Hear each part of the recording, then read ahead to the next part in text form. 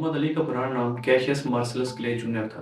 वो अमेरिका की state Kentucky की सिटी लुईविल में 17 जनवरी 1942 को पैदा हुए। केंटकी अमेरिका के उन रीजन में आता था जहां पर जिम क्रो लॉज अप्लाइड थे, जो कि ब्लैक कम्युनिटीज के लिए बनाए गए थे, जिनमें टॉप इन्फोर्सिंग थी कि ब्लैक कम्युनिटीज को पब्लिक फैसिलिटीज, स्कूल्स, रेस्टोरेंट्स और रोजमर्रा जरूरियात से अलहदा कर दिया गया था और उनसे वोटिंग राइट छीन लिया गया था। मोहम्मद अली को ब्लैक होने की वजह से ये सब फेस करना पड़ गया था और उनके अपने ही शहर लुईविल में ब्लैक कम्युनिटीज को शहर के एक तरफ रहने की इजाज़त थी।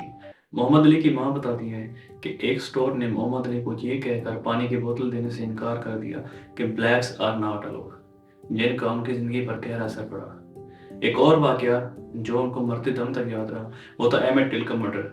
एमेट टिल 14 साल का एक अफ्रीकन अमेरिकन लड़का था जिसको ये कहकर कि उसने एक वाइट औरत को छेड़ा है, पहले किडनैप किया गया, फिर टॉर्चर किया गया और सर में गोली मारकर उसके गले में एक भारी पंखा लटकाकर जिसको कांटेदार तार से बांधा हुआ था दरिया में फेंक दिया गया।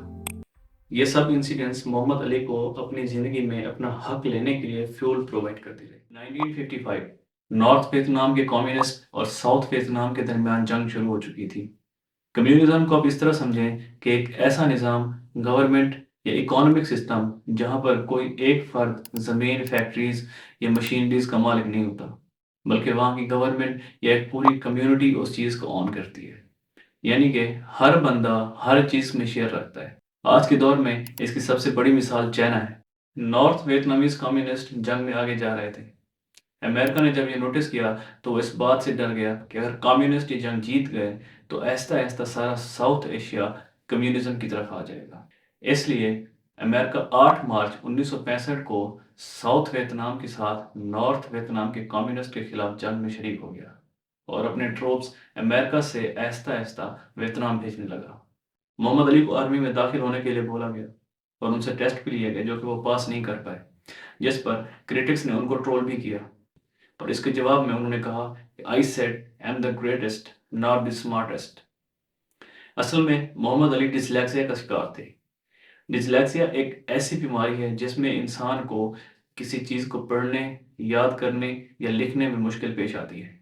लेकिन अमेरिकन आर्मी ने सिलेक्शन क्राइटेरिया में तब्दीलियां करके पासिंग परसेंटेज को कम कर दिया और मोहम्मद अली को सिलेक्शन परमिट जारी कर दिया गया। मोहम्मद अली क्योंकि बचपन से ही वाइट लोगों की नाइंसाफियां बर्दाश्त करता आ रहा था और इस जंग के बिल्कुल खिलाफ था, इसलिए इस जंग में जाने से इनकार कर दिया और कहा, मेरे दुश्मन वाइट लोग हैं, ना कि चाइना के, ना वियतनाम के, ना जापान के। हमने जब आज़ादी चाही तो तुमने मुखालफत की, हमने जब इंसाफ चाहा तो तुमने मुखालफत की, हमने जब बराबरी चाही तो तुमने मुखालफत की।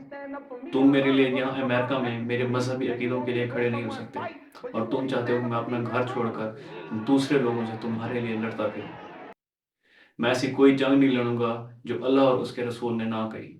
ये मेरे मजहब और कुरान की तालीमात के खिलाफ है।